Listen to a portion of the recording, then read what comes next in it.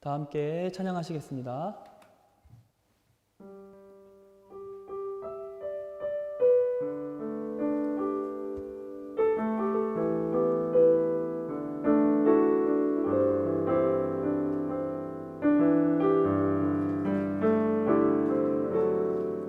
무릎 꿇고 엎드리니 우릴 겸손케 하소서.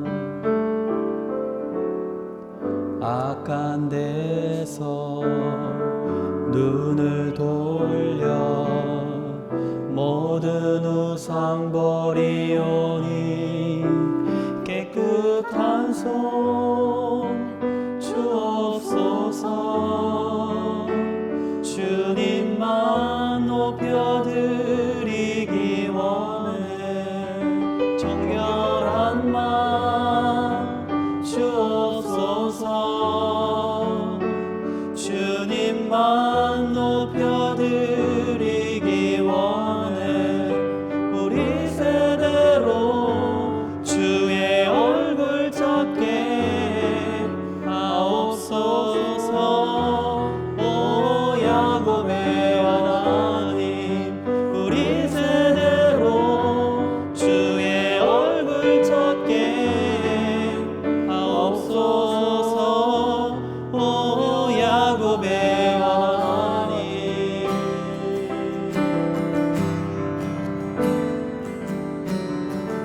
무릎 꿇고 엎드리니 우릴 겸손케 하소서.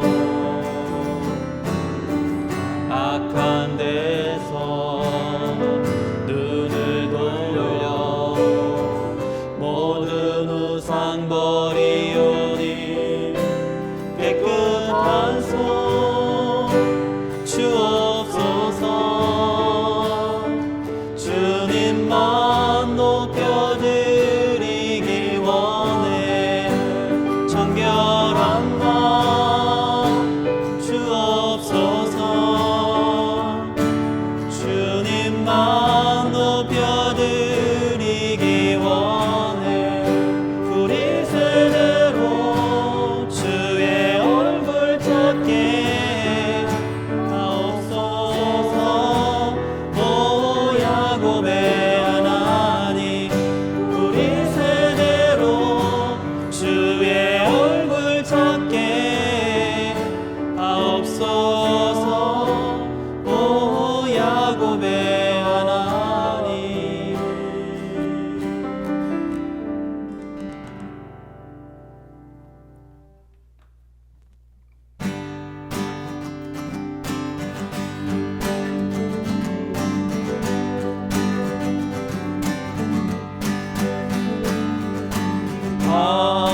하늘에 계신 아버지, 거룩한 그 이름, 그의 나라 땅 위에 오소서. 거룩한 그 이름, 일용할 양식 주소서. 거룩한 그 이름, 우리 죄를 용서해 주시고. 거룩한 그 이름, 유혹을 끊게 하소서. 거룩한 그 이름, 험한 악에서 구원하소서. 거룩한 그 이름, 나라와 권세와 영광. 거룩한 그 이름, 하늘 아버지께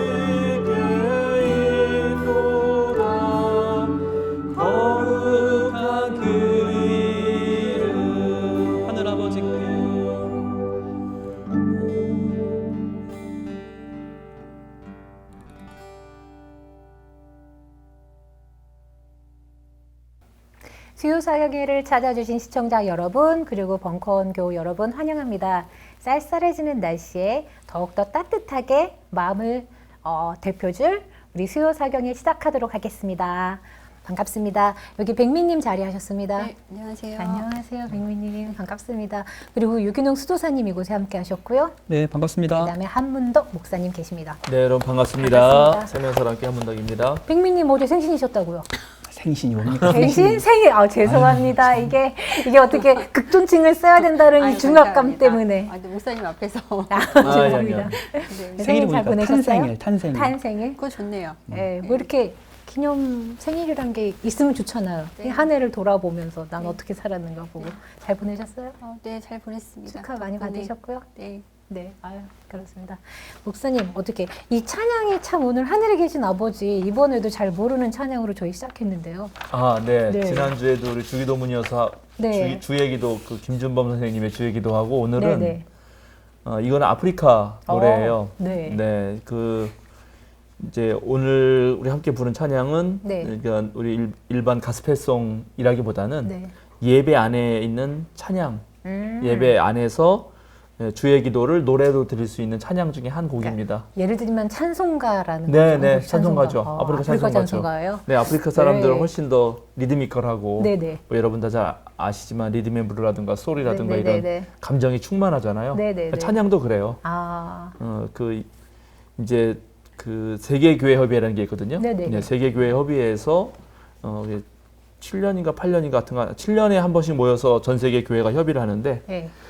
모여서 이제 다양한 논의들을 합니다. 세계교회협의회가. 근데 그 중에 하나가 예배에 대한 논의도 있었어요. 근데 예배에 대한 논의 중에 특별히 찬송이 21세기 들어서 몇 가지 변화가 있는데 네. 이제 세계가 하나가 되니까 각 나라들에서도 세계의 그 찬양 문화, 다양한 찬양 문화들 서로 좀 교류하면서 네. 비록 한국에 있지만 뭐 아프리카 노래도 부르고 뭐 일본 찬양도 부르고 네. 그다음에 무슨 그 유럽에 있는 그런 찬양들도 이제 같이 부르는 그런 운동이 하나 있었고 네.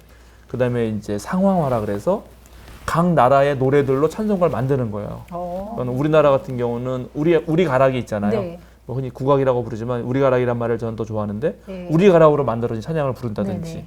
예, 그래서 그런 것도 하나 있고 또 하나의 그 현대 예배학에서 말하는 찬송의 좀 권면하는 특징 중에 하나는 단선율의 찬양. 지금 오늘 이것도 선율이 간단하잖아요. 되게 그래서 배우기 쉬웠어요. 예, 한 번만 부르면 네. 누구나 따라 부를 수 그러니까요. 있어요. 근데 예배에서 누가 첫 번째 소리를 내느냐가 예배의 권위를 되게 주거든요. 그래서 보통 목사님이 첫 번째 소리를 내죠. 네. 예, 그러면 목사님 권위가 있는 거고 네네. 어떤 경우는 임예송이라 그래서 전교인이 함께 노래를 찬양을 먼저 다 같이 부르면서 예배위원들이 임예하는 네. 경우도 예, 있어요. 예, 예. 그런 거는 훨씬 더 공평하죠.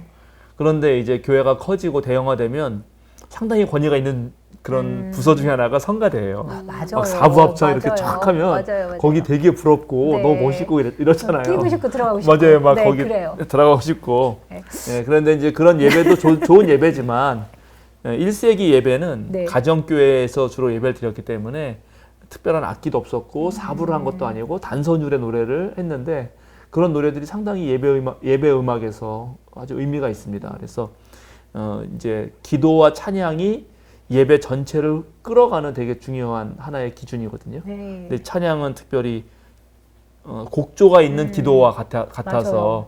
말씀과 그 다음에 기도 순간중간에 계속 찬양이 들어가는데 이런 네네. 짧은 네. 이런 노래들이 좋은 것 아주 같아요. 좋습니다. 그래서 야. 좀 배울 필요가 있어요. 언제 한번 네. 우리 수요사경의 팀에게도 제가 예배란 무엇인가도 얘기 한번 하면 좋을 것 같기도 좋을 하네요. 것 같아요. 그런 시간 갖는 네. 거. 오늘 노래 되게 신나죠? 되게 신났어요. 원래 이거는 그 부족 같은 데서 네. 이제 여러 명이 모여 있으면은 그 아프리카 사람들은 서서도 예배 많이 드리거든요. 네네. 그러면 이제 노래를 리드하는 사람이 앞에서 뭐 예를 들어서 하늘에 계신 아버지 이렇게 하면 여기서 막 춤추면서 하다가 또 어떤 사람이 리드를 천천히 아까 우리가 맨 마지막에 불렀듯이 네. 막 나라와 그러다 뒤에서 천천히 그래서 함께 막 어울리는 뭐 그런 방식으로 아주 신나게 예배하는 그런 노래 중에 수도사님 하나입니다. 어떻게 한번 가능하시겠습니까?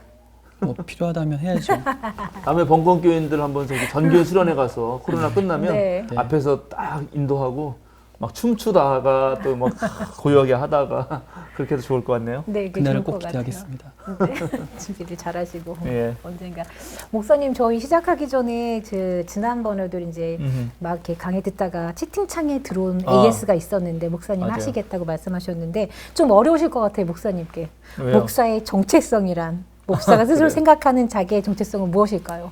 아, 예. 이거였는데요. 맞아요. 그 네. 질문 보고 제가 답변하겠다고 말씀을 네. 드려서 일주일 동안 저도 생각을 좀 해봤어요. 사실은 저는 부모님이 다 비기독교인인데다가 뭐 이렇게 기독교 전통 있었던 집안이 아니기 때문에 제가 어쩌다 목사가 되었나 뭐 이런 생각도 가끔 하는 네. 사람이거든요. 그래서 곰곰이 생각해서 이거를 빨리 이제 얘기를 그러니까는 간단하게 얘기를 해줘야겠는데 보통 이제 각 교단의 헌법에는 목사 딱 해가지고 목사가 무엇을 해야 되는지 이게 쫙 나와요. 뭐 예를 들어서 목사는 교회의 대표로서 성례전과 말씀의 뭐 그다음에 설교와 그다음에 예배의 기획과 집전과 뭐 이런 거 해야 된다 이렇게 쫙 나오거든요. 근데 그런 건 일반적인 거고 그분은 특별히 한문동 목사가 생각하는 목사는 무엇이냐 그런 거 이걸 같아요. 더 알고 싶으셨던 네, 것 같아요. 그러셨던 것 같아요. 그래서 제가 곰곰이 생각해 보니까 목사는 그런 생각을 했어요. 집을 지으면 그 집을 짓기 위해서는 옆에 뭐 예를 들어서 콘크리트를 분다. 그러면 그 콘크리트 붓기 위해서 옆에 거푸집 같은 걸 만들거든요. 네. 그 다음에 뭐 건물을 높이 올리려면 옆에 그 일본말로 아시바라 그러는 것 같은데. 예, 파이프. 예, 파이프. 그 네. 파이프 철봉 같은 거를 세워요, 많이. 네. 그리고 거기에 이제 일하시는 분들이 왔다 갔다 하면서 집을 짓잖아요. 저는 그 집이 주님의 몸이신 교회라면, 그리고 그 집을 짓는 분이 그 집의 주인인 건축주가 주님이시라면, 목사는 그 거푸집이나 철봉, 아까 파이프, 철 파이프 같은 네. 존재 아닌가 그 생각을 했어요.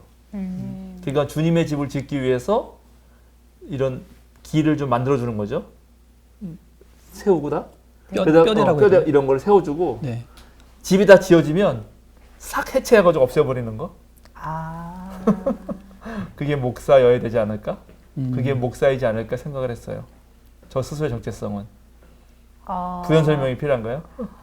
잘 이해가 안 돼요. 저도 잘 이해가 안 돼요. 죄송해요. 저는 네. 다 신앙인들이 계시고 그 신앙인들이 모여서 주님의 교회, 주님의 몸이신 교회를 만드는 건데 그 교회가 다 잘 지어지도록 계속 서포트를 하다가 다 완성되면 사라져야 하는 존재. 그러니까는 신앙인들이 그리스도교의 어떤 진리, 예수님을 통해서 배웠던 어떤 삶의 가치를 자기네 것으로 만들기까지 도와주다가 네. 다 만들어지면 이제 떠나야 하는 존재. 그게 목사가 아닌가. 그렇게- 사라져야 된다는 거는 그러니까 사라져야 된다니까 내가 약간 좀 그럴 수 있는데 그 사라진다는 거는 거기에 있는 성도들이 온전하게 하나님 말씀에 근거해서 살아가야 한다라는 전제가 있는 게 아닐까요? 그렇죠. 그러니까 이제 그런 걸 계속 돕는 거죠. 물론 건축에 제가 비유를 해서 그런데 집은 완성이라는 게 있지만 사람은 완성이라는 게 없을 테니까 어쨌든 그런 주님의 몸된 교회를 계속 지어나가는 과정에서 사용되는 존재죠. 그 집을 완성하기 위하여. 근데 그 채팅창에 저도 같이 받긴 네네. 했는데 어. 이제 그거는 그러니까 긍정적인 목사님의 어떤 목사님이라는 타이틀의 정체성을 얘기하기보다는 본인도 알고 계시는데 왜 지금 현 시대의 목사님들은 왜 그렇지 못한 것인가? 왜 내가 이렇게 존경할 만한 인간으로서 존경할 만한 목회자로서 존경할 만한 그런 목회자의 목사라는 것은 왜 없는 것인가? 왜 이렇게 보기 힘든 것인가요? 라고 물어본 것 같은 느낌이 들었어요. 그리고 이제 그래. 제가 궁금한 거는 목사는 직업입니까? 삶입니까? 전 그게 궁금해요. 목사도 생활인이니까. 네. 예, 목사도 생활인이니까 당연히 먹고 살아야죠. 네. 그러니까 목회자 생활비를 줘야죠. 어느 공동체가. 그거는 이제 초기 교회부터 그랬죠. 바울 사도도 사실은 일꾼은 품삯을 받는 것이 마땅하다. 그렇게 얘기를 했어요. 예. 예, 그러나 이제 그럼에도 불구하고 바울 사도는 자비량 목회를 했는데 네. 오늘날도 자비량 목회를 하시는 목사님들 많이 계시죠. 예, 그런데 목사가 해야 할 일이 오늘날은 좀 더 복잡하고 좀 더 전문성을 띌 필요가 있거든요. 그러니까 예를 들어서 아까 말한 예배를 기획하고 예배를 이끈다. 설교를 해야 된다. 그러면은 반드시 성서와 신학적인 지식이 필요해요. 근데 그 성서와 신학적인 지식은 저도 공부를 해봤는데 지금도 하고 있고 물론 정말 한 10년 해도 너무 많아요. 할 게. 그러니까는 목회에만 전념해도 어떤 면에서는 쉽지가 않은 지점이 있어요. 그래서 이제 그런 걸 인정한다면 교회가 당연히 목사가 그런 일을 하도록 생활비를 줘야 되니까 생활비를 받고 그 생활을 따라서 일을 해야 된다고 할 때 목사도 하나의 직업이죠. 네. 예, 그렇게 보면. 그러나 이제 보통 다른 일반 직장에서는 그 직장인에게 월급만 잘 주면 되는 거 아니에요. 그 일 잘하면은. 거기에 도덕성이라든가 무슨 상당히 또 뭐가 있을까요? 우러러 보아야 할 만한 네. 모범적인 행실로 살아라든지 이런 것까지 직장에서 원하진 않잖아요. 않죠. 예, 기본적인 삶만 살면 되지. 뭐 대단한 막. 그런데 이제 목사는 또 그렇지 않은 부분들이 한국 사회에서 있죠.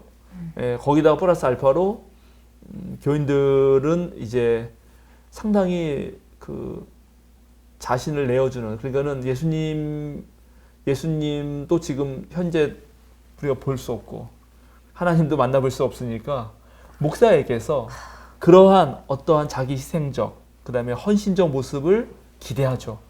그러니까는 뭐 그것도 이해가 안 되는 건 아니죠. 그러나 이제 그것이 일종의 우리가 흔히들 열정페이라고 부르듯이 신앙페이라고 그러는데 아예 생계비조차도 잘 이루어지지 않으면서 그런 것까지 요구하면은 그 생활인으로서 목사가 살 수가 없어요. 최근에 이제 강요된 청빈이라는 책도 나왔는데 우리나라의 부교역자들의 실태는 매우 심각합니다. 예, 실제로 거의 최저 생계비는 뭐 이루 말할 것도 없이 거의 생계도 안 되는데 이제 다른 감정 노동까지도 엄청 시키기 때문에 기쁜 마음으로 목회를 해야 되는데 그러지 못하는 경우가 많아요. 또 담임 목사가 아니니까 오히려 부교역자들은 막 담임 목사 눈치 보고 교인 눈치 보고 집에 가면 가정 눈치를 봐야 되는 삼중고를 겪죠. 그러니까는 그래서 저는 약간 직업의 문제는 기본적으로 교회 공동체가 목회자와 함께 주님의 몸이신 교회를 세워간다면, 그리고 목회자에게 그런 전문성을 요구한다면, 그러면 그 전문성에 대한 인정을 하면서 어느 정도 생활비는 책임져 주고, 또 마땅히 목사는 그런 생활비를 이제 그 교회 공동체로서 받으면 자신의 전문성을 더 훨씬 높여서 올바로 된 기독교 신학에 근거한 아주 그런 가르침, 그 다음에 자신의 이제 도덕성뿐만 아니라 그 목회자들은 누구보다도 사실은 하나님을 좋아하고 예수 그리스도를 사랑했기 때문에 그래서 신학의 길을 간 거거든요. 그러면 그런 과정에서 얻은 그 그리스도교의 오랜 영성 전통이 있어요. 기도라든가. 그런데 더 충실하고 이렇게 됐을 때 가장 좋은 거죠. 그런데 한국 사회에서 지금 수도사님이 말한 대로 그분이 그런 의미로 질문하는 저도 애매하긴 한데 왜 그런 목사는 없어요? 이렇게 목사님 말하는 건 너무 이상적인데요. 이렇게 말한다는 맞아요. 거는 첫 번째 가장 큰 이유는 네. 아까 말한 전문성을 키우기에 부족한 그러한 신학 교육을 제대로 못 받은 목사들이 한국에 너무 많다. 네. 그러니까 한국의 기독교가 예를 들어 1919년에 그 우리가 3.1 운동할 때 그때 기독교인의 인구가 20만 조금 넘었다 그래요. 20만에서 1000만이 되도록 몇 배예요 그러면? 50배 되는 거죠. 50배가 되도록 너무 급격한 성장을 했기 때문에 그리고 교회가 항상 성장 일로에 있고 초기 그리스도인의 도덕성이 존경을 받았으니까 목사라는 직업이 한때 상당히 경제적으로도 사회적으로도 존경받고 돈도 잘 버는 직장이 돼서 네, 맞아요. 다 너나 나나 그런 욕망, 하나님의 나라 일을 위해서 하는 게 아니라 나도 교회나 차려서 어떻게 좀 돈이나 맞아. 벌어볼까 하는 그런, 사실은 목사가 돼서 안 되는 사람들이 목사가 된 경우도 많아서 그런 문제가 하나 있었고요. 그래서 존경받지 못하는 목사가 있었던 것이고 네. 또 이제 저도 늘 경계하고 조심하는 건데 목사가 돼서 목회를 하는 그 순간 이게 오늘날 인문학을 공부한 사람하고도 좀 비슷한데 인문학을 요구하는 사회에서 인문학자는 되게 소중한 존재예요. 그런데 인문학이 존경받지 못하는 사회에서 인문학을 공부하잖아요. 굶어 죽어요. 그러겠어요. 맞아요. 그리고 마찬가지 예술가도 비슷해요. 네. 예술을 누릴 줄 아는 사람들이 많이 존중하는 사회에서는 예술가에게 대해서 충분한 아까 말한 생계비를 제공해줘요. 네.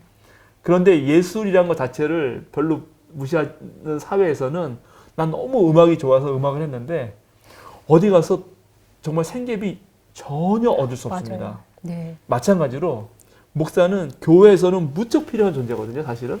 그렇죠. 실제로 교회를 운영해 보면. 맞아요. 그런데 이제 교회가 난립하고 더 이상 기독교가 뭐랄까 예전처럼 사회적 신뢰도를 얻지 못하는 이 순간에 목사는 대단히 그 어려움에 처합니다.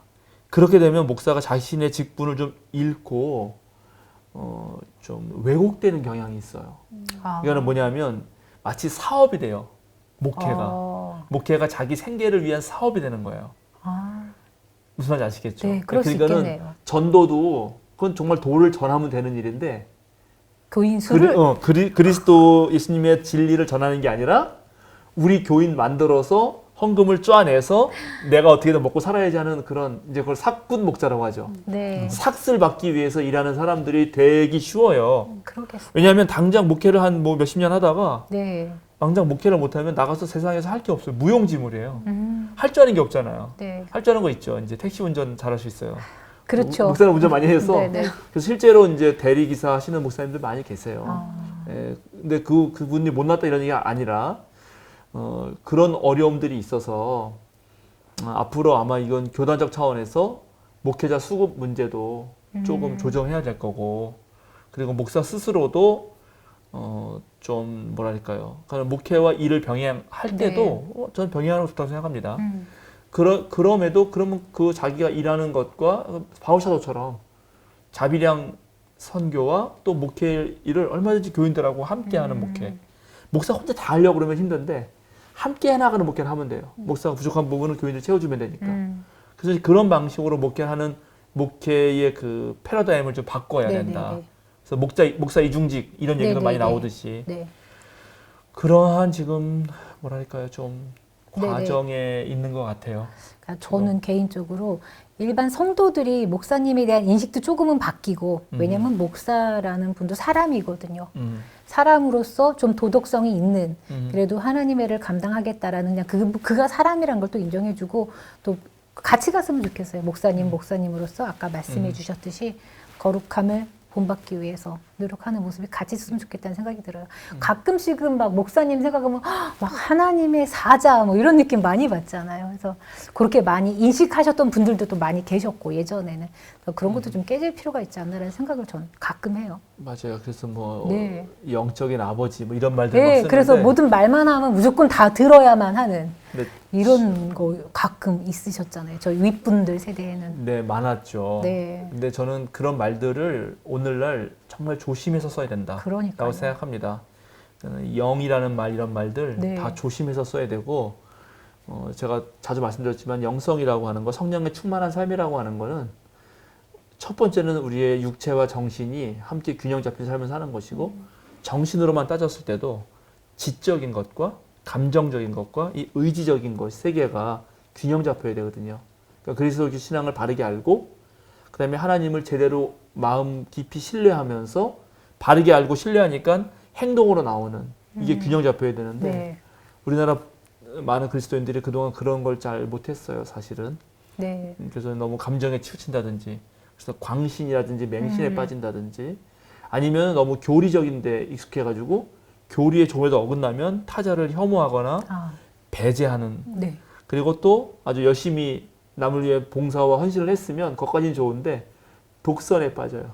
아, 예, 나만 잘했다고 생각해. 네. 니네들이 뭐 한 게 있어. 뭐 이렇게 그래서 이런 것들을 다 균형 잡힌 것을 그리스도교 맥락에서 영성이 깊고 성령이 충만하다고 하는 것인데 그게 아니고 하여튼간 뭔가 다른 방식으로 뭔가. 오해된 게 많아서 아쉽습니다. 네, 목사님 이제 그러면 저희 이제 혹시 네. 다른 질문 있으세요? 두 분은? 전혀 없습니다. 없어요? 뭐 몰라요. 지난주 뭐 하여튼 1주년 해서 52강을 아. 끝냈는데 뭐 네. 그거에 대한 주변 반응 같은 건 혹시 없으셨나요? 저희 집에 오시는 집 맛있는 음식을 저희가 끝나고 먹었죠. 네, 그렇죠. 네, 저희 이제 저희 이제 시청자분께서 저희 수고하셨다고 맛있는 점심을 먹으라고 하셔서 올라 다 가서 함께 식사를 맛있겠습니다. 여러분 감사합니다. 네. 네. 좋습니다. 네. 나중에 저한테 그 목사가 뭐예요 하신 분은 네. 그냥 기회가 되면 진짜 이렇게 만나서 편하게 이런저런 아. 얘기를 나누고 싶어요. 네. 저희도 그런 예. 시간이 있으면 예, 좋을 것 그래서 같아요. 조금 이렇게 앞으로 목사가 네. 권위라는 것이 권위주의나 그렇게 되면 안 되는 거고, 그리고 그 권위라는 게 도대체 어디서 나오는 것인지 저는 오히려 이제 앞으로의 목사는 훨씬 더 교인들과 상호 소통하고 목회도 교회도 교인과 목사가 함께 세워나가는 거지, 목사가 모든 걸 구상하고 모든 걸 기획해서 교인들을 시키고 따라와라 이런 방식은 안 된다고 생각해요. 그래서 그렇게 자기의 어떤 걸 좀 내려놓고 또 교인들이 자발적으로 참여해서 함께 교회 운영을 해나갈 때 그런 목사의 단점, 잘못된 점들을 고칠 수도 있고 보완할 수도 있거든요. 그래서 이제 그런 부분들을 좀 더 고민이 되지 않을까. 네, 알겠습니다. 자, 오늘 우리 그리스도 예수님의 감사해요. 기도문 네. 그거 지난번에 다 못 끝냈어요. 네네.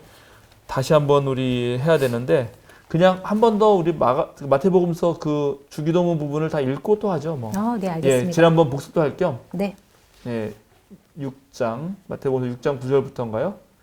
15절까지 13절까지 주기도문이긴 한데 네. 15절까지 나오니까 네. 네. 9절부터 그럼 15절까지 읽겠습니다. 네. 그러므로 너희는 이렇게 기도하여라. 하늘에 계신 우리 아버지 그 이름을 거룩하게 하여 주시며 그 나라를 오게 하여 주시며 그 뜻을 하늘에서 이루심 같이 땅에서도 이루어 주십시오.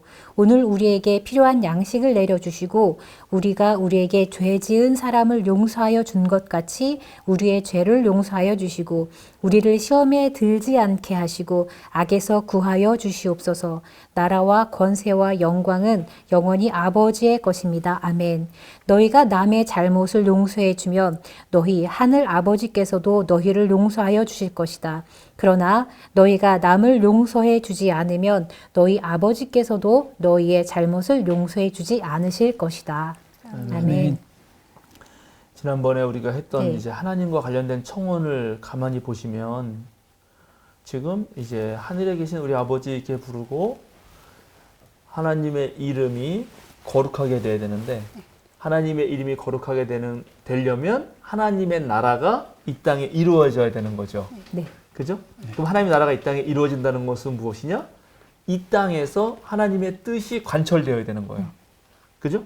그래서 그게 그 세 문장, 세 청원이 긴밀하게 연결되어 있어요. 사실은 가만히 보면은. 예, 그래서 하나님의 영광이 드러나길 원하는 게 하나님의 내적 어떤 측면의 영광이라면 그것이 바깥으로 드러나는 것이 나라에 직접 일어나는 거고, 그리고 그 뜻이 실제로 이 땅에서 이루어질 때 바로 하늘에서처럼 땅에서도 우주적 차원으로 딱 이루어진다 그랬잖아요. 그리고 이제 드디어 하늘에서처럼 땅에서도 하나님 나라가 이루어질 때 제일 먼저 인간에 관한 청원이 무엇인가?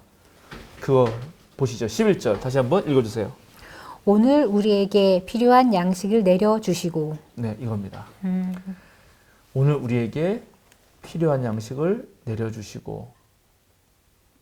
이게 여기 지금 하늘에 계신 우리 아버지의 우리와 오늘 우리가 여기서 지금 이렇게 또 반복되고 있어요. 그러니까 우리라고 할 때 하나님이라고 아버지라고 하나님을 불렀다면 오늘 우리에게는 뭐가 있어야 된다는 거예요? 필요한 양식이 있어야 되는 거예요. 우리에게 필요한 양식이 없다면 하늘에 계신 우리 아버지라고 부를 수도 없고 거룩하게 되지도 않는다. 그러면 이제 먹을 게 다 있어야 돼. 먹을 게 없고 그러면 안 돼요. 죽잖아요. 그러니까 누구에게나 먹을 게 주어져야 되는 거예요. 모두에게. 예. 식량난, 네. 기근 이런 거 네. 있으면 안 되는 거네요. 네, 식량난이 있으면 안 되는 거예요. 이게 제일 중요한 거예요. 또 제가 지난번에는 아빠란 한마디에 모든 게 끝났다 그랬잖아요. 네. 근데 우리의 강구의 가장 첫 번째는 바로 필요한 양식이라는 거예요. 일용할 양식. 옛날 번역 일용할 양식이죠? 네. 네. 이게 원문을 보면은 매일의 양식인데, 그러니까 그날 꼭 먹어야만 하는 그 양식. 하나님 나라가 이루어지기 위해서는 우리가 가장 먼저 필요한 게 우리가 매일 먹어야 할 양식이다. 이런 그런 내용인 거죠. 거죠. 그게 예, 근데 이게 주는 게 얼마나 커요.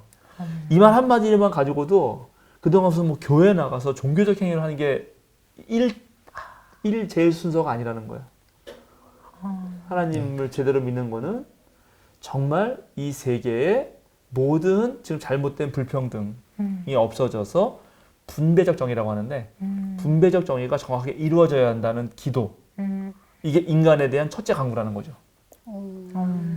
대단하죠. 굶어 죽는 사람이 있으면 안 된다. 안 된다. 그리고 사람이 가장 먼저 걱정하는 게 내 먹거리잖아요. 당연하죠. 나 뭐 먹고 살지? 네. 일 안 하면 어떻게 살지? 이런 거잖아요. 네, 그리고는 예. 생명에 관련된 것이 가장 중요한 것이고 모든 생명체가 제대로 하루를 제대로 먹을 수 있게 하는 것. 이게 예수님의 기도에 인간에 관한 청원의 첫 번째라는 거. 그거부터 지금 안 되고 있네요, 잘. 그러니까 안 그렇죠. 되죠. 그러니까요. 그러니까는 교회가 건물 막 몇천억씩 들여서 지면서 주변에 누가 굶어 죽는데 하나도 안 준다. 그건 교회 아니에요. 이 말 자체가. 근데 목사님 네. 일산의 어느 교회는 교회 건물을 처분을 해서 그 보증금으로 교인들한테 네, 다 그렇죠. 기본소득을 음. 나눠줬어요. 네. 그리고 그 목사님이 그렇게 하고 음. 또 어떻게 세월호 지금 이제 청와대 앞에서 단식농성 릴레이 하고 있잖아요. 네. 거기에 참여했다고 해서 네. 그 교단에 내서 뭐 이렇게 뭐 징계가 내려졌다고 하더라고요. 네. 그럼 이건 정말 너무 잘못된 거 아닌가요? 그렇죠. 잘못됐죠. 그러니까는 지금 사실 한국 교회의 그런 모습을 가만히 보면 예수님 시대에 산헤드린이라고 하는 그 제사장과 네, 네. 그다음에 바리새파 율법학자들이 모여서 한 의회, 그게 지금 네네. 마치 교단 같지 않아요? 네. 네. 걔네들 딱 앉아가지고 정말 가난한 사람과 그리고 자기의 모든 걸 털어서 오히려 또 교회보다도 더 그런 교인들의 삶을 우선시하는 어떤 한 목사를 파면시키는 모습이 그게 2000년 전 예수님 파면당한 일하고 오늘날하고 전혀 차이가 없잖아요. 그러게요. 네? 그런 거예요. 안타깝네요. 네. 자, 여기 오늘 우리에게 필요한 양식을 내려달라고 그러는데 양식하면 뭐가 떠오릅니까, 여러분? 여러분에겐 양식하면. 이 사람들은 양식할 때 뭐가 떠올랐을까요? 뭐 달라 그랬으면 그 양식이 뭐, 우린 밥이겠죠. 네네. 그렇죠? 네, 밥이겠죠. 그러면 이 사람들에겐 빵이겠죠, 빵. 네, 빵. 네, 이 사람들에겐 빵일 거예요, 일단은. 빵을 먹어야 되죠. 이 주 음식이 빵. 그런데 성경에는 빵하고 반드시 뭐가 같이 나와요, 복음서에. 양식할 때. 빵만 나오지 않아요. 뭐가 나오죠? 빵과 포도주. 포도주. 포도주? 아, 포도주도 있어, 물론. 네. 포도주는 마지막 만찬에서 포도주가 있었어요. 네. 또 말고. 누룩? 누룩? 뭐 맞나? 뭐? 맞나? 맞나? 매출하기 나오겠네, 매출하기. 맞나 매출하기? 이 사람들의 양식하면 하늘에 맞나? 복음서에서 예수님하고 생각할 때 예수님하고 같이 밥 먹을 때 뭘 먹었는지 생각해 보세요. 물고기? 물고기. 예. 생선이란 말이에요. 네. 이상하게 네. 어디 방송이 나오네요. 네? 중고차. 수거하는 거, 수거한다고 지금 방송하죠. 좀만 기다리죠. 네, 네. 네, 물고기. 네. 오병이어 얘기해. 예, 이거 좀 끝나고. 오병이요. 아, 오병이어도 그렇지. 네. 그다음에 예수님이 물고기 잡아와서 같이 구워서 먹지. 생선을 가져봐라 그러지. 전부 다 생선이 나와요. 이게 중요하거든. 오늘 이 왜요? 얘기를 좀 하려고. 왜 생선이 이렇게 중요했는지 얘기를 해야 돼요. 단백질 섭취 죄송합니다. 농담입니다. 단백질도 중요하죠. 죄송합니다. 끝났나요? 실수했습니다. 지나갔을까요? 지나간 거죠? 다시 내가 할게요. 빵. 네. 네, 빵. 그런데 빵도 있지만은 예수님 그 복음서에서 보면은 언제나 빵과 물고기. 우리 오병이어도 그렇잖아요. 네. 칠병이어도 그렇고. 그죠? 그는 빵과 물고기고 예수님이 또 부활하시고 나셔도 보면은 요한복음 같은 데 보면은 물고기를 많이 잡았는데 미리 좀 이렇게 반찬을 차려놓고 계시다가 물고기 좀 잡은 거 가져와라 해서 네. 물고기를 구워줘요. 그리고 예수님이 대체적으로 제자들을 불렀을 때 다 어부들을 예. 불렀어요. 네. 근데 예수님은 어디 출신이죠? 가사렛. 나사렛. 네. 나사렛은 내륙 지방이에요. 근데 왜 예수님은 내륙인 사람이 왜 가버나움이라고 하는 그 항구 도시거든요. 왜 그 갈릴리 호수 근처에서 그 물고기 잡는 사람들하고 계속 뭔가 일을 벌이고 물고기를 가져오라고 하는가? 물고기가 왜 양식의 중요한 과제가 되는가? 이런 걸 좀 생각해 볼 필요가 있어요. 오늘 이 이야기에서 네. 필요한 양식을 달라 그럴 때. 그러니까 이건 단순히 자 오늘날 우리가 왜 굶죠? 물론 일을 못해서죠. 일을 할 수가 없고 직업을 못 얻고 그러면 굶는 거고. 근데 이제 그런 과정을 가만 보면 어느 사람이 가난하고 게을러서 못 먹는다 그러면 물론 그 사람의 노력을 안 하고 게을러서일 수도 있지만 그 사람을 하여금 그렇게 못하도록 하는 사회 구조가 있을 거 아니에요. 네. 그런데 바로 1세기의 사회 구조는 바로 그때 당시 어부들의 삶에 엄청난 영향을 미쳤다는 걸 보여줘요. 그래서 그 물고기 이야기가 나오는 거예요. 이제 좀 이 얘기를 풀어가야 되는데 네. 진지하게 아니 네, 뭐랄까 네. 좀 흥미진진하게 네. 1986년 1월에 갈릴리 호수가 그때 되게 거의 가물어가지고 상당히 수면이 낮아졌습니다. 그래서 거의 막 밑바닥이 드러날 네. 정도로 되게 낮아졌거든요. 근데 바로 갈릴리 북서쪽에서 배 한 척이 탁 나왔어요. 근데 그게 1세기 배예요. 그 유일하게 고고학적으로 그 배 하나가 나온 거예요. 어머. 대단한 배죠. 그래서 이거를 많은 학자들이 거기에 엄청난 관심을 가졌어요. 왜냐하면 그 배 실제로 예수님의 제자들이 타고 다녔을지도 모르거든. 예, 그 예, 정도. 그렇죠. 예. 네, 1세기니까. 예, 그렇죠. 그럴 수도 네네. 있고, 네. 그 다음에 그 배를 가지고 전쟁을 했을 수도 있어요. 그 외부 쳐들어왔을 때, 네. 이제 그 정도가 아니라면 이거는 분명히 이제 어부들이 갈릴리 호수에서 고기를 잡기 위해 쓴 배다. 예, 그래서 이 세 가지 가설을 세울 수가 있는데 예수님이 타고 다녔을 수도 있다 제자들하고. 그건 가능해요. 이 배를 타고 심지어 전쟁도 했을 수 있었다. 그건 아마도 그럴 수도 있어요. 네. 근데 이거 가지고 고기를 잡고 이렇게 이제 어부가 쓰다가 너무 낡아가지고 이제 아예 구멍을 뚫어서 배 버리는 그 호수에 배 버리는 곳이 따로 있거든요. 수장시켜요. 그렇게 버린 거다. 이게 가장 확실한 이야기인데 네. 확실해요. 근데 그 배를 건져서 이제 완전히 그 치즈 같았거든. 너무 오래 물에 있어가지고 만지기만 해도 터져요. 네. 그래서 그거를 고고학자들 올 때까지 다 지키고 아주 엄청난 과학적인 방법으로 끌어내서 거기 다른 부동액을 넣어가지고 그대로 보존했어요. 그래서 지금 박물관에 있는데 어머. 그 배를 연구해 보니까 되게 재미있는 게 그 배의 30% 정도는 삼나무인가였는데 다른 배에서 쓰던 거를 뜯어와서 만든 거예요. 네. 그리고 10몇 프로는 또 어떤 무슨 나무고 또 10몇 프로 어떤 나무고 해서 봤더니 그 배 한 척이 모두 12가지 종류의 나무가 사용됐어요. 근데 이게 알려주는 게 뭐냐면 배를 만들 때조차도 얼마나 1세기 사람들이 힘들었는지 나무 하나로 제대로 온전한 배를 못 만들고 다른 걸 쓰다 버린 거를 조각 모아서 만들었다는 네. 걸 보여줘요. 아. 그래서 고 예수님 시대에 갈릴리 어부들이 이랬다는 것을 보여주는 가장 확실한 증거가 돼서 고고학적 증거가. 그러면 이제 이게 왜 이렇게 됐느냐. 원래 갈릴리는 제가 자주 말씀드렸지만 물고기 수량도 풍부하고 물고기도 네. 많고 그 갈릴리 호수 때문에 땅도 비옥해가지고 거기 사람들은 행복하게 잘 살았다고요. 그런데 언제부터 그러면 갈릴리 호수가 피폐해지게 됐나? 어부들의 삶이 괴롭게 됐나? 그건 바로 헤롯 안티파스의 등장 때문입니다. 아, 그래요? 헤롯 대왕의 아들. 네. 헤롯은 전체를 다 다스렸어요. 그 헤롯 대왕이죠. 네. 그러니까 그레이트 헤롯이에요. 유대 전체를. 네네. 근데 얘가 기원전 4년에 죽잖아요. 네. 죽고 나니까 이제 로마가 지배하고 있었기 때문에 헤롯 다음에 누구를 그런 전체 다스릴 왕을 세워야 되는데 아들이 세 놈이나 있는 거예요. 그래서 맨 처음에는 헤롯 안티파스를 다 주려고 했어요. 근데 이게 좀 마음에 안 들어. 네. 그래가지고 그 다음 둘째인 헤롯 아르켈라오를 주려고 했는데 아르켈라오도 안 되는 거예요. 그래서 결국은 나눠줘요. 예, 나눠줘가지고 헤롯 아르켈라오는 이쪽 유대, 네. 그 다음에 갈릴리는 헤롯 안티파스, 네. 그 다음에 이제 이 요단강을 근처로 해서 동쪽인 이 베레아 지역 여기는 필립에게 주거든요. 그래서 이제 분봉왕이 된 거죠. 네. 서로 나눠주니까. 그런데 헤롯 안티파스는 갈릴리에서 그 자기 아버지를 닮아가지고 엄청 야망이 컸어요. 어떻게든 내가 네. 이 전체를 다스리는 왕이 되어야겠다라는 야망이 큰 거예요. 근데 이 야망을 실현하기 위해서는 두 가지를 해야 돼요. 뭐냐면 외부적으로는 로마의 힘을 얻어야 돼. 네. 로마에 잘 보여야 네네. 돼. 내부적으로는 유대인들의 지지를 얻어야 돼요. 아. 근데 헤롯 안티파스 이 가문은 이두메 출신이라 그랬잖아요. 네. 그래서 이제 이걸 하는데 이걸 한 것 중에 하나가 뭐냐면 외부는 뭘 했냐? 바로 엄청난 로마식 도시를 짓는 거예요.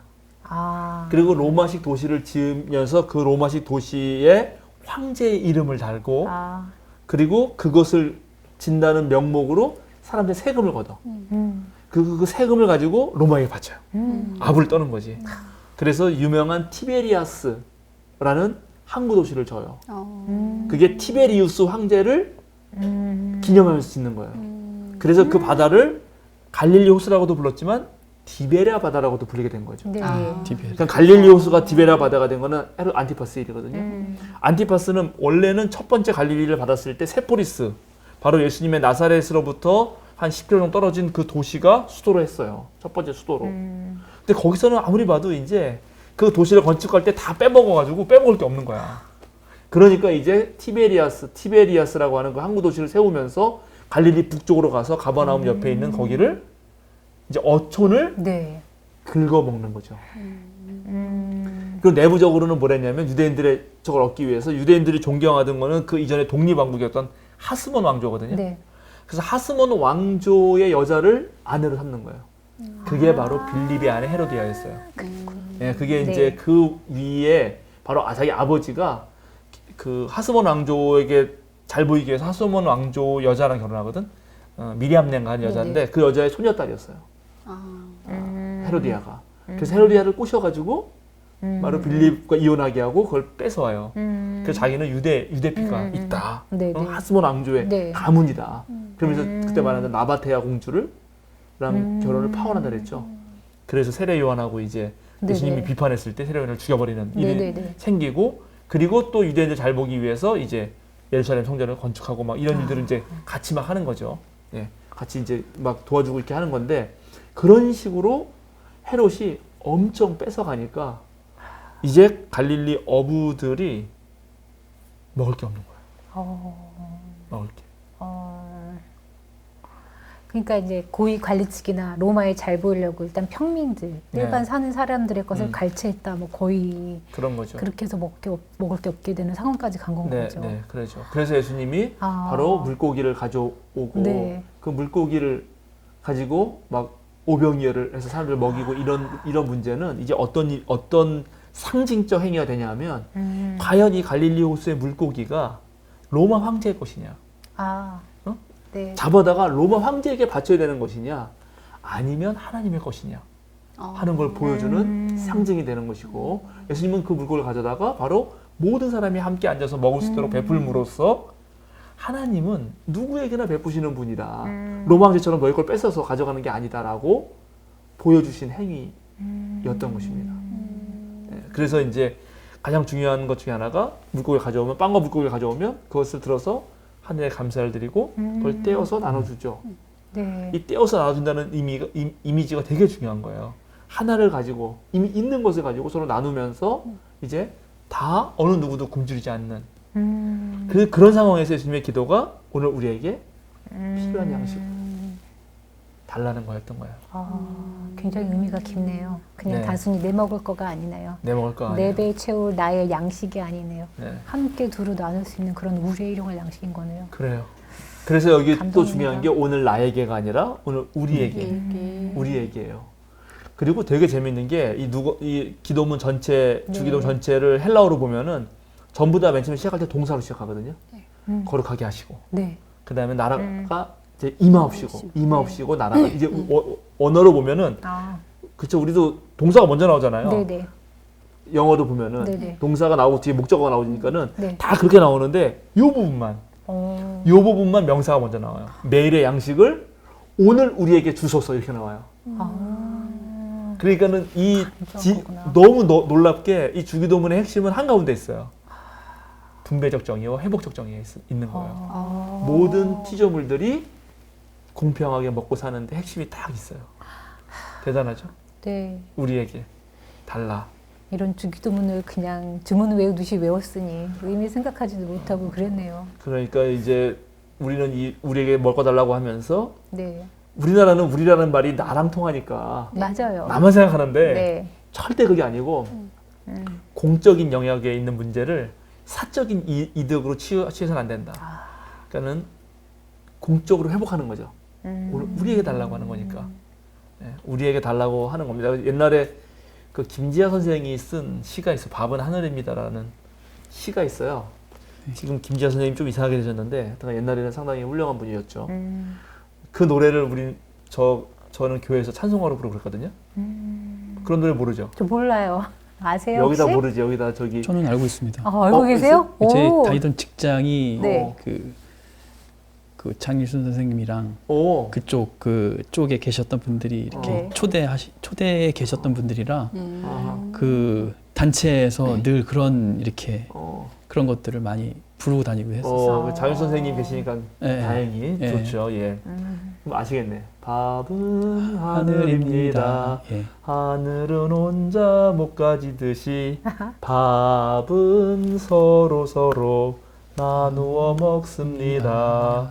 이렇게 하고 우리는 노래 그래요? 부르고 밥을 먹었어요. 예. 아, 그러니까 무척 중요한 얘기죠. 정말 이런 얘기들이. 아이들한테도 이렇게 같이 부르면서 이렇게 그래요? 하고 좋네요. 먹기도 했죠. 네. 우리 날마다 자, 우리에게 양식을 주시는. 그리고 그래서 또 이런 노래가 이런 지금 주기도가 일용할 양식이기 때문에 일용할 양식이란 말이 무척 중요해요. 여러분들 아시다시피 이거는 일용할 양식이 없는 사람들이 했던 말이고 아휴. 그 다음에 이걸 누가 보면 날마다 달라 그러고 마태는 오늘 달라 그래요. 그러니까는 오늘 일용할 양식이 없는 사람들 아. 오늘 당장 없으니까 이런 네. 양식이 날마다 있으면 좋겠네요 하는 사람들의 마음이 여기에 담겨져 있는 거예요. 안타깝네요. 네네 이게 안타깝습니다. 보통 일이 아니죠. 네. 그리고 이제 이런 지금 오늘 우리에게 일용할 양식을 달라는 것의 원형은 출애굽기에 있습니다. 출애굽기. 우리 이거 좀 찾아봅시다. 출애굽기 네네. 16장 13절에서 21절. 16장 13절에서 21절이요. 네, 출애굽기 16장 네. 13절에서 21절. 읽어주세요. 그날 저녁에 메추라기가 날아와서 진친 곳을 뒤덮었고 다음 날 아침에는 진친 곳 둘레에 안개가 자욱하였다. 안개가 거치고 나니 이럴 수가 광야 지면에 마치 땅 위에 서리처럼 보이는 가는 씨라기 같은 것이 덮여 있는 것이 아닌가. 이스라엘 자손이 그것을 보고 그것이 무엇인지 몰라서 서로 이게 무엇이냐 하고 물었다. 모세가 그들에게 말하였다. 이것은 주님께서 당신들에게 먹으라고 주신 양식입니다. 주님께서 당신들에게 명하시기를 당신들은 각자 먹을 만큼씩만 거두라고 하셨습니다. 당신들 각 사람은 자기 장막 안에 있는 식구 수대로 식구 한 명에 한 오멜씩 거두라고 하셨습니다. 이스라엘 자손이 그대로 하니 많이 거두는 사람도 있고 적게 거두는 사람도 있었으나 오멜로 되어보면 많이 거둔 사람도 남지 않고 적게 거둔 사람도 모자라지 않았다. 그들은 제각기 먹을 만큼씩 거두어 드린 것이다. 모세가 그들에게 아무도 아침까지 그것을 남겨두지 말라고 하였다. 그런데 어떤 사람은 모세의 말을 듣지 않고 아침까지 그것을 남겨두었다. 그랬더니 남겨둔 것에서는 벌레가 생기고 악취가 풍겼다. 모세가 그들에게 몹시 화를 내었다. 그래서 그들은 아침마다 자기들이 먹을 만큼씩만 거두었다. 해가 뜨겁게 쪼이면 그것은 다 녹아버렸다. 네, 그렇죠. 네. 여기 먹을 만큼만 거둔 거. 먹을 만큼만 거뒀는데 남지도 않고 모자라지도 않았다. 네. 근데 먹을 만큼만 걷지 않고 어떤 사람이 내일 또 먹으려고 남겨둔 것은 벌레가 생기고 악취가 풍겼다. 이런 말들을 우리가 깊게 생각해야 됩니다. 모든 그리스도인들이 정말 깊게 생각해야 돼요. 우리는 내일 먹을 양식뿐만 아니라 평생 먹을 양식을 비축해 두려고 그래요. 그것뿐만 아니에요. 자녀들에게도 남겨주려고 그러죠. 네. 그런데 반드시 벌레가 생기고 악취가 풍길 것이다. 네.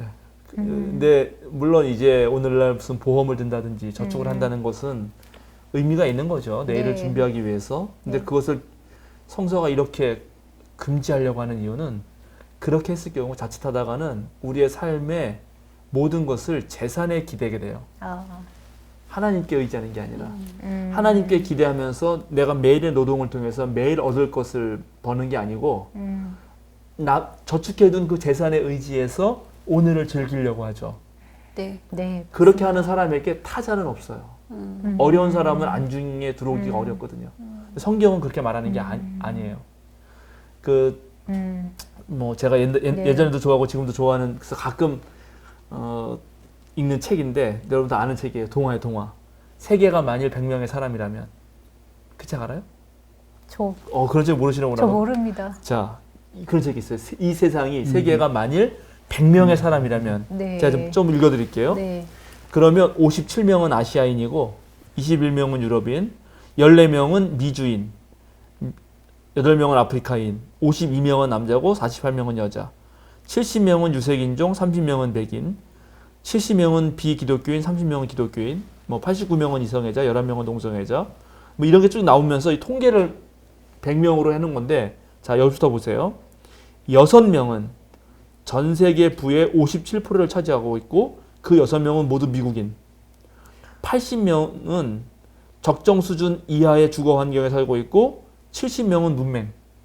100명 중에. 50명은 영양 부족. 1명은 빈사 상태.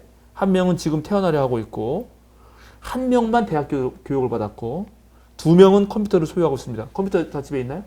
있어요. 그럼 여러분 100명 중에 2명이 포함되는 거예요. 네. 그죠? 좋은 집에 살고 먹을 게 충분하고 글을 읽는 사람이라면 선택받은 사람이고요. 컴퓨터 가지고 있으면 굉장한 엘리트이고요.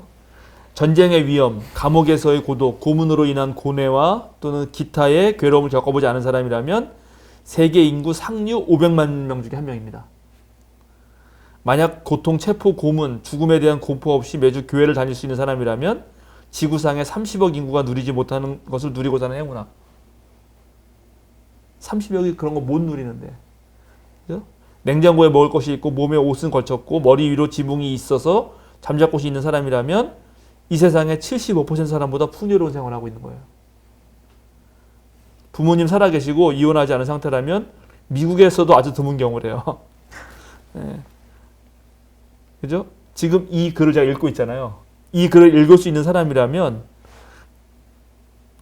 그죠? 그리고 다른 사람보다 훨씬 더, 아까 문명이 70%라고 하지 않았나요? 70명? 30명 안에 드는 거예요. 근데 이게 지금 계속 그 발전해가지고 다양한 버전의 책이 나와요. 네. 네, 매번 이렇게 해서 네. 그때마다 읽어보면 되게 재밌어요.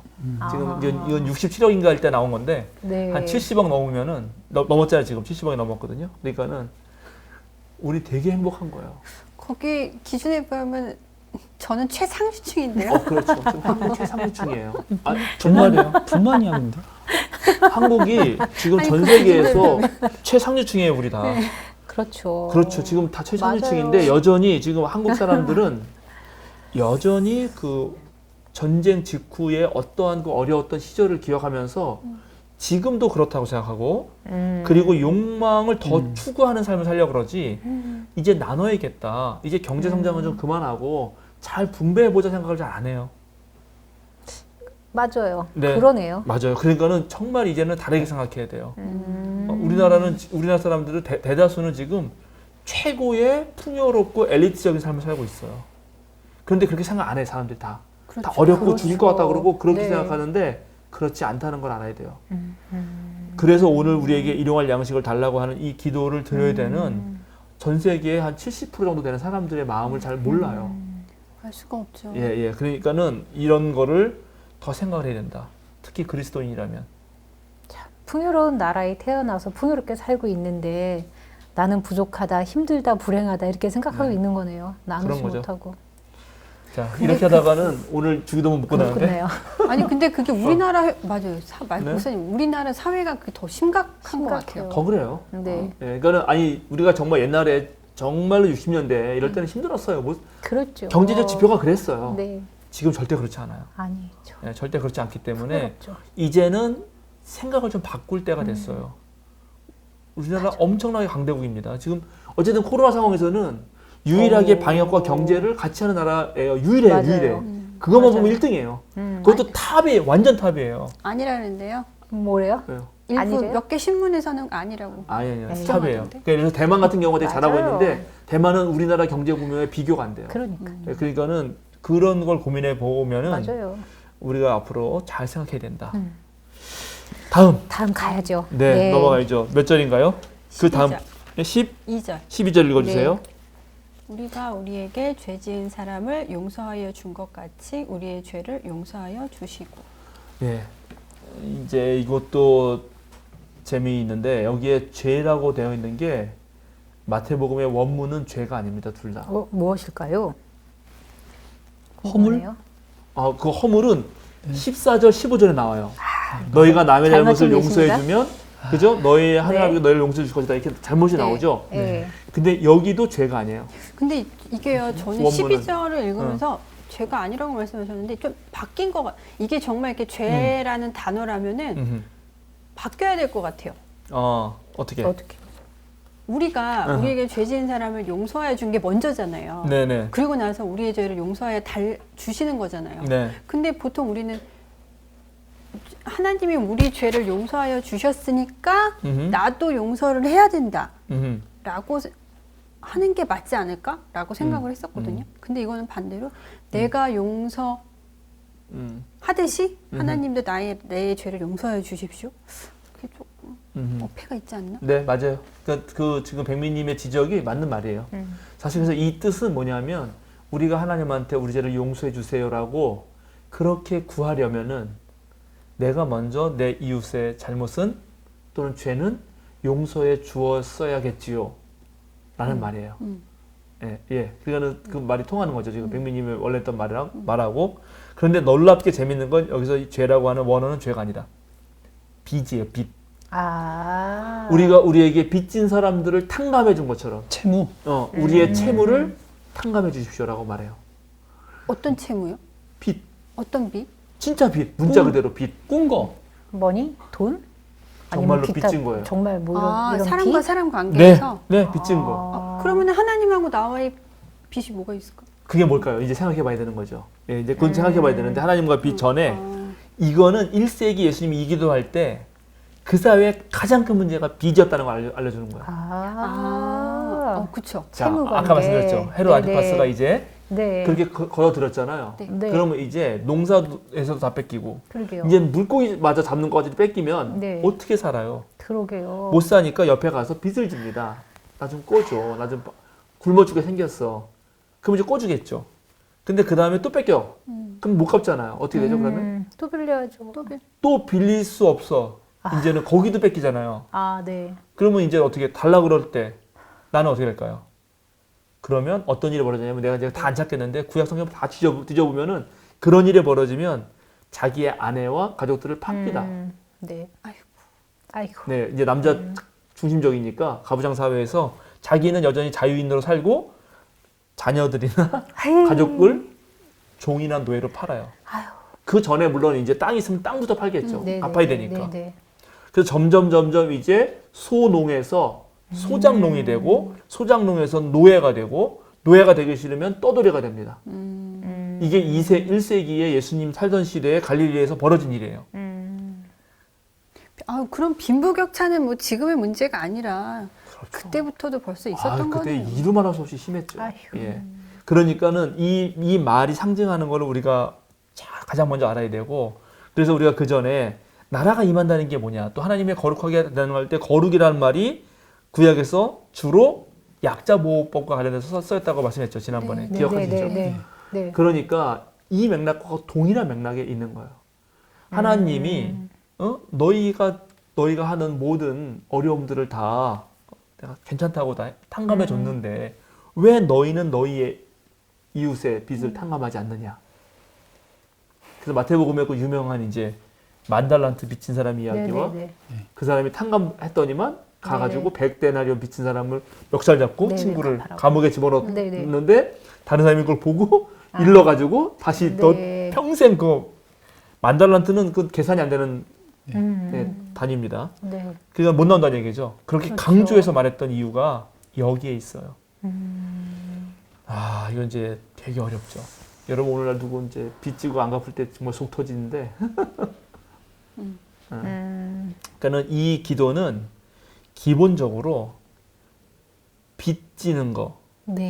그리고 빚을 질 때 이자놀이를 한다든지 저당을 잡는다든지 하는 그 모든 행위가 하나님이 제정하신 율법, 안식년, 희년 뭐 이런 법에 의하면은 그것을 원래 안식년이 되면 다 원래대로 돌아가잖아요.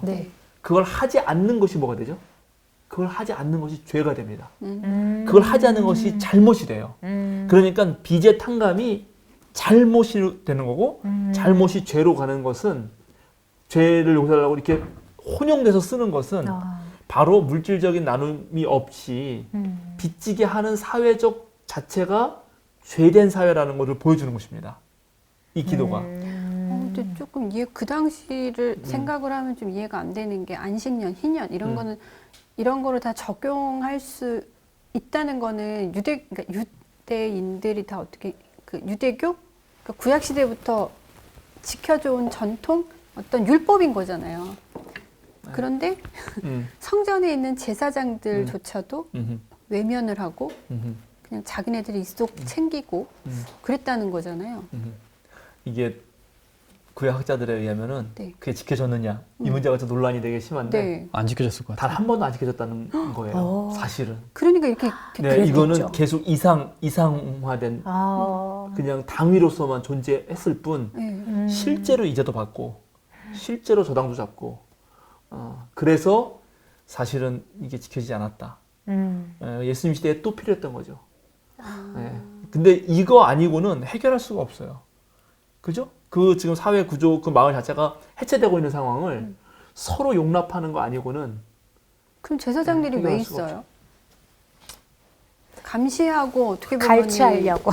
그렇게 이렇게 뭐라 해야 돼? 감시하고 갈취하려고. 이렇게 잘 이끌어야 되는 제사장들은 도대체 뭐 하고 있어요? 왜 있는 거예요? 지금도 비슷한 것 비슷한 거 같은데요? 아니에요? 아까 그 목사가 네. 뭐예요? 라고 질문이 했던 나온 분의 이유가 있는 것 그 같은데. 실망과 괴로움은 네. 거기에 있는 거 아니에요? 그러니까 결국 돈이 한 곳에 모이고 집중돼가지고 그것이 거대한 액수가 됐을 때 거기에 모든 폭력과 그죠? 모든 억압과 모든 죄가 도사리게 되겠죠? 거기에 넘어가게 되는 거죠. 이런 일이 벌어졌던 것입니다. 이게 큰 구조적인 잘못인 것 같아요.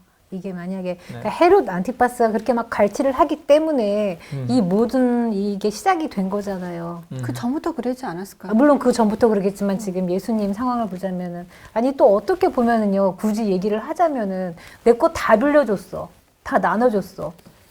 그래갖고서는 나도 만약에 없는 상황에서 나눠줬을 거, 빌려줬을 거 아니에요. 받고 싶지 않겠어요? 돌려받고 싶지 않겠냐고요. 뭐 사람에 따라면은 근데 그거 다 용서해주고 뭐 이런 거 다 시작하는 거잖아요. 완전 구조적인 문제인 거죠. 어떻게 보면. 지금은 이율 같은 거 빌려주면 이자율이 얼마 안 되지만 네. 고대에는 이자율도 꽤 높았어요. 어머. 네, 우리 엄마만 예를 들어도 우리 엄마 옛날에 네. 그좀 그러니까 결혼하기 초니까 제가 지금 나이가 벌써 50대 됐으니까 한 50년 전이겠네요. 예, 뭐 그때만 해도 동네에서 뭐 이렇게 돈 사람들끼리 빚지면은 30% 이자요. 30. 엄청 센데요? 그게 일반적이었대요. 어머. 3부 4부라 그래요. 3부 4부. 네. 3부 4부 못 들어봤나? 3부 4부. 3부이자 3부이자. 들어봤던 것 같아요. 그러니까 그게 30%잖아요. 30% 20% 이렇게 되는 거예요? 3부이자 4부이자가 내가 빌려고 한 건데 30%를 그렇죠. 내가 10,000원 빌려가면 나중에 갚을 때 13,000원 갚아야 되는 거예요. 그런 그러니까 고대는 이게 더 심했을 수 있다는 거죠. 그러니까 그런 상황에 살 안 수가 없기 되겠다. 때문에 네.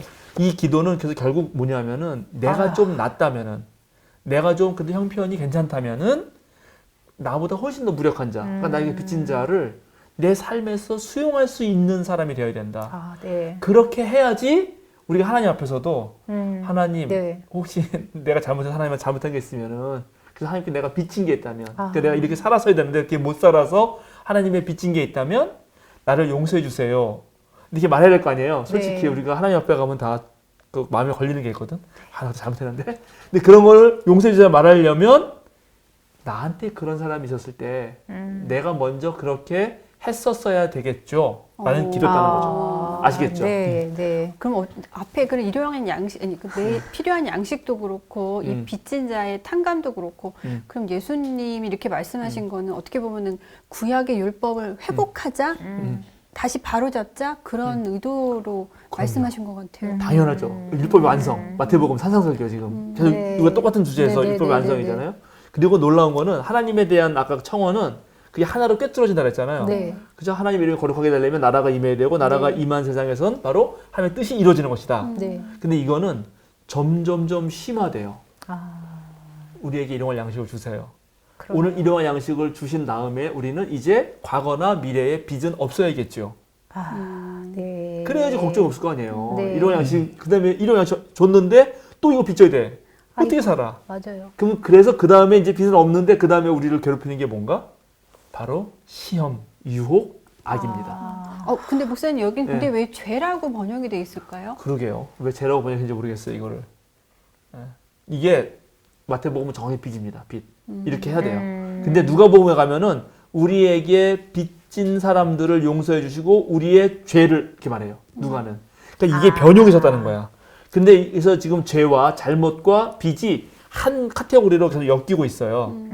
예, 근데 아까 말한 대로 왜 이게 엮일 수밖에 없었냐 하면 빚져서 서로가 노예가 되고 종이 되는 거는 원래 하나님 나라가 꿈꿨던 평등 사회를 깨트리는 죄란 말이죠. 네. 그래서 빚과 죄가 엮였다라는 네. 걸 이해할 수가 있고 네. 오늘날 우리가 이거야말로 문자 그대로 읽어서 가능한 내가 넉넉하다면 그건 내가 늘 말하지만 내가 사는데 네. 한 달 사는데 얼마가 필요하다. 그 플러스 알파가 있다.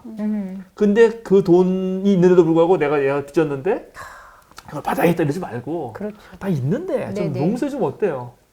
이렇게 하라는 거예요. 지금 이거는. 자, 그다음 넘어갑시다. 예. 좀 빨리 해야겠네요. 그죠? 네. 예. 우리를 시험에 들지 않게 하시고 악에서 구하여 주시옵소서. 예. 이건 이제 하나는 네. 소극적이고 하나는 적극적이에요. 그죠? 이게 되게 재밌어요. 일요일 양식을 주세요는 적극적이야. 네. 그런데 용서해 주세요는 소극적이죠. 네. 근데 네. 여기 또 유혹에 빠지지 않게 해서 소극적이지? 네. 근데 구해 주소서는 적극적이에요. 이게 딱 시처럼 착착착 맞는 건데 이것도. 자, 여러분 어떤 유혹에 빠지겠습니까? 유혹. 여러 가지 있죠. 예. 오늘날 유혹이 많죠. 네. 네. 예, 근데 유혹이 많죠, 물론. 여러 가지 유혹이 있어요. 근데 이 유혹이라는 건 페이라스모스라고 하는 것인데 이 페이라스모스가 노골적으로 쓰인 거는 마태복음에서는 다 아시다시피 예수님이 광야에서 40일 동안 굶고 그때 왔던 거죠. 예, 그게 유혹이었죠. 그때 명확한 거는 돌로 네. 빵을 만드는 빵을 거, 만드는 그냥 경제적인 문제에서 유혹이 있을 수 네네. 있고, 그다음에 명예, 네. 인정 욕구. 음. 모든 사람이 나를, 그죠? 그 헤븐 포인트 교회인가 뭐 거기도 막 장난 그 아니죠? 디너쇼 뭐 하면서 엄청나죠? 많은 사람들이 막 이렇게 우러러보길 원하잖아요. 막 네. 노래 쫙 부르면 막 하고. 사실 뭐 오늘날 모든 그 아이돌이라든가 이런 연예인들이 그런 팬들의 관심 받고 하는 거 아니에요? 그러니까 누구에게나 있죠, 인정 욕구. 거기서 유혹이 올 수 있고. 마지막으로는 지배 욕구가 있죠. 지배 욕구. 세상을 지배하고 싶은 거예요. 그죠? 근데 이 페이라스모스는 이런 데서는 유혹인데 다른 데서는 시련이라고도 할 수 있어요. 시련. 시련. 네, 시련. 네. 그러니까 그러니까는 시련을 당하는 거예요. 어려움을 겪는 거예요. 아, 그렇죠? 예. 그래서 그런 것도 있어서 그런 것들 다 포함하는 건데, 예, 그런데 이제 빠지지 말아야 되는데 예수님이 이 얘기를 하실 때 가장 많이 생각했던 시험은 뭐냐면 사실은 폭력의 시험, 그러니까 유혹입니다. 폭력이요? 네. 왜냐하면 당시 로마 네. 제국 헤롯 밑에서 네. 그렇게 순식간에 이 사람들이 피폐해졌기 때문에 음. 언제든 들고 일어나서 다 때려엎고 싶었어요. 아, 이 민중들 말하는 거죠? 네, 민중들이 네. 계속 반란을 일으켜가지고 네. 다 뒤집어 엎고 싶었다고요. 그럴 수 그리고 있을 것 같아요. 실제로 그런 일들이 많이 벌어졌고 네. 그럴 때마다 로마가 또 군인을 파견해가지고 전부 다 싹 죽이고요. 2,000명씩 십자가에 매달고 그랬어요. 그리고 예수님은 바로 그런 사이사이에 활동하셨어요. 아이고. 네, 주전 4년에 헤롯 대왕이 죽었을 때 엄청난 소요가 있었는데 그때도 엄청나게 핍박했고 그 다음에 이제 그 몇 년이더라? 그 세금 조사했을 때 기원전 6년, 기원 후 6년에 세금 조사했을 때도 또 엄청나게 또 반란이 일어났고 그 다음에 칼리귤라가 박해했을 때 그 다음에 유대 로마 전쟁 그런 엄청난 네. 소요 한가운데 예수님이 활약했단 말이죠. 예수님은 그럴 때에도 참아라? 폭력으로서는 해결될 수 없다. 이제 마태복음이 말하는 거죠. 네. 왼뺨을 때리거든 뭐. 오른편을 네. 돌려. 그래서 우리가 말했던. 네. 그래서 폭력의 포기. 근데 이게 이제 포기요? 어려워져요. 어려울 것 같아요. 그래서 예수님이 자 마태복음서에는 제자들 내보낼 때 지팡이로 가져가지 말아 그러죠. 네. 그런데 마가에 가면 지팡이 가져가라 그래요. 음. 지팡이만. 지팡이는 방어용이거든. 네. 누가복음에 오면은 칼을 준비하라 그래. 아, 이제 싸우라인 건가요? 예수님이 칼을 준비하라고 하는데 칼 2자루가 있습니다 그랬더니 그것으로 충분하다. 그러니까 그때 상황이라는 게 얼마나 자신을 보호하는 게 얼마나 어려웠고 힘들었는가. 그러나 그 이상은 그 꿈은 갈수록 이렇게 더 어려워지는 거죠. 방어하는 지팡이는 있어야 되는 거 아니에요? 그렇죠. 아. 그 다음에 칼이 있어야지. 네. 지팡이만은 안 되는 거 아니에요? 네. 그래도 예수님은 2자루면 충분하다. 이렇게 네. 누가복음에 그럼 말하거든요. 어떻게 하라고 말씀하시는 거예요? 고민해 봐야죠. 우리는 어떻게 해야 될까요? 어, 네. 그러니까 오늘날 민주 시민들이 가지는 권력, 네. 그러니까 선출된 권력을 이용해서 네. 뽑히지 않은 권력을 어떻게 조정해야 될까요? 우리도 똑같이 돌 던지고 해야 될까요? 한때는 그랬죠, 우리도 신나게. 그랬죠. 네, 아스팔트 깨가지고 이거 뭐냐 이거. 네, 예, 예. 보도블럭. 보드블럭. 잘하시네. 많이 해봤구나. 보드블럭 때 던지기도 했어요, 우리는. 네, 화염병 날라올 때, 그렇죠? 그러나 그렇지 않았잖아요, 촛불 혁명은. 그렇지 네. 않았죠. 네, 그러니까 좀 우리가 이런 고민을 해봐야 되지 않을까. 그게 시험이었다라는 거죠. 그 그게 당시 시험이었죠. 그 네, 시험을 예, 통해서 왜냐하면은 했던 거죠. 네, 일상에서도 폭력적 해결이 가장 단순하고 빨라요. 그렇죠. 네. 집에서 애를 싸울 때 한 대. 그냥 한 대씩 때리면은 싸움 종료돼요. 바로 앞에 있잖아요, 그냥 이렇게. 네, 그냥 주먹으로 딱 때리면 돼요. 근데 문제는 그것이 궁극적인 해결이 안 돼요. 애들의 마음에 네. 상처가 남고 그 아이가 커서 부모가 됐을 때 똑같은 방식으로 해결하려고 그래요. 근데 얘네들을 잘 설득해가지고 두 사람의 이야기를 충분히 듣고 네. 그 다음에 어떻게 하면 좋겠는지 합의하는 네. 과정이라고 하는 거는 쉽지가 않아요. 그러나 악을 없애는 유일한 해결책은 그거밖에 없어요. 그래야 이 사람들 마음에 한이 안 남거든. 네, 그러니까 이제 이 부분은 우리가 평화를 어렵다. 만드는 사람으로서 앞으로 많이 배워야 되고 네. 공부해야 됩니다. 네. 근데 그렇게 했음에도 불구하고 우리가 이렇게 폭력을 포기하고 선을 행했음에도 불구하고 악한 자들은 안 그런단 말이죠. 그렇죠. 안 그래요. 예, 우리를 오히려 폭력으로 억압하죠. 맞아요. 그래서 악에서 악한 자에게서 이 악이라는 말은 악한 자라고 번역할 수 있는데 네. 우리가 사랑으로 베풀었을 때 폭력으로 대갚는 사람들에게서는 구출해 주소서. 라고 기도했던 것입니다. 딱 맞네요. 그렇게. 짝이 네, 맞네요. 짝이 맞죠. 네. 이렇게 했던 거예요. 아하. 예수님의 기도가. 그래서 악에서 구하여 주십시오. 네, 그렇게 했던 것입니다. 외부의 악으로부터. 예, 우리가 폭력을 가지려고 하는 내부의 유혹으로부터는 벗어나게 해주고 우리가 선을 행했지만 악으로 돼가는 사람들이 없도록 그런 데서는 제발 구출해달라고. 만약에 그렇게 됐다가 너무 무력하잖아요. 네. 예, 그래서 안 된다는 것입니다. 근데 구하여 주십시오. 기도만 한다고 하나님이 어떻게 구해 주실까요?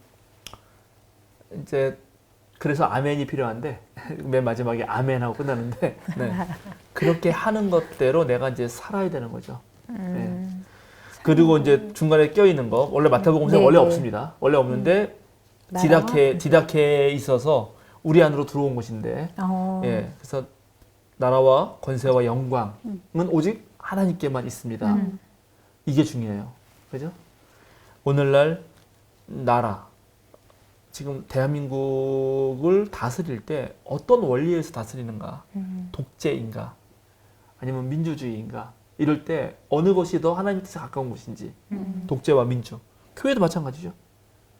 교회에서 교회 운영을 해나갈 때 민주적 운영이 더 하나님 뜻인지 아니면 소수의 몇 명이 다 하는 게 더 하나님 뜻인지 권세, 진정한 힘은 어디에 있는지 다시 영광은 누가 받아야 되는지 그래서 맨 처음에 하늘에 계신 우리 아버지 하나님의 이름이 영광되게 하고 거룩하게 하소서라는 말을 하고 뒤에서 이 말로 끝낸 거예요. 그 시리아의 교회 디다케 쓴 사람은 네. 그러니까 마태복음서가 이걸 어느 사본에서 이게 왜 빠졌지 하고 집어넣은 거죠.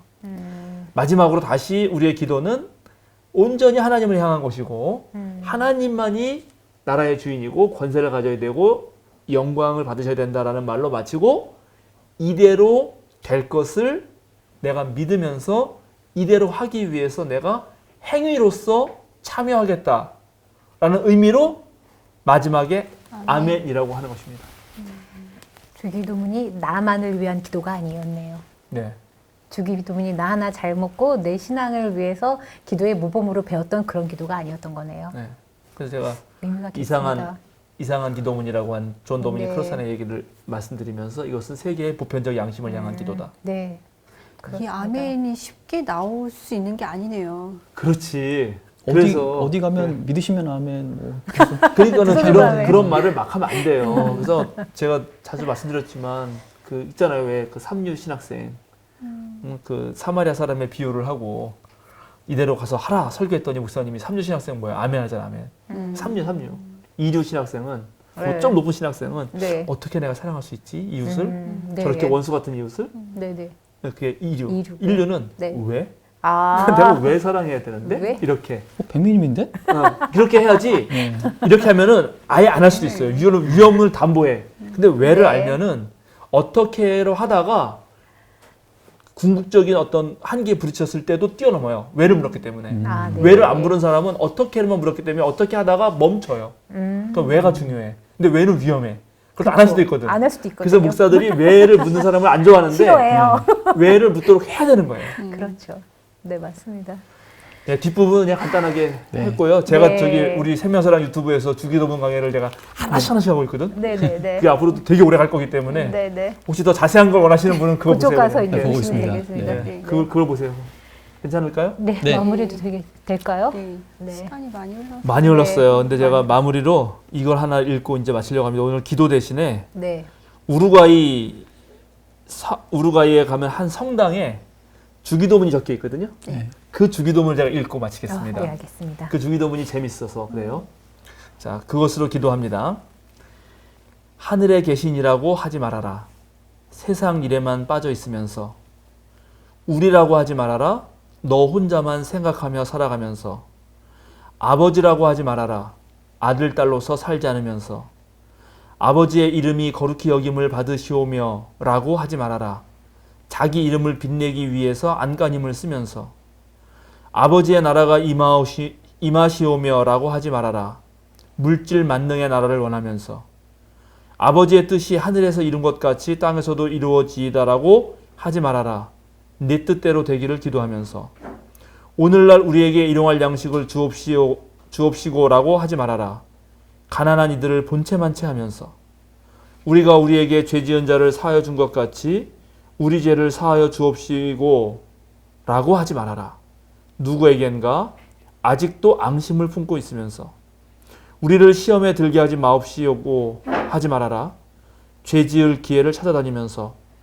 다만 악에서 구하옵소서라고 하지 말아라. 악을 보고도 아무런 양심의 소리를 듣지 않으면서. 아멘 하지 말아라. 주님의 기도를 진정 너 자신의 기도로 바치지 않으면서. 아멘. 아멘.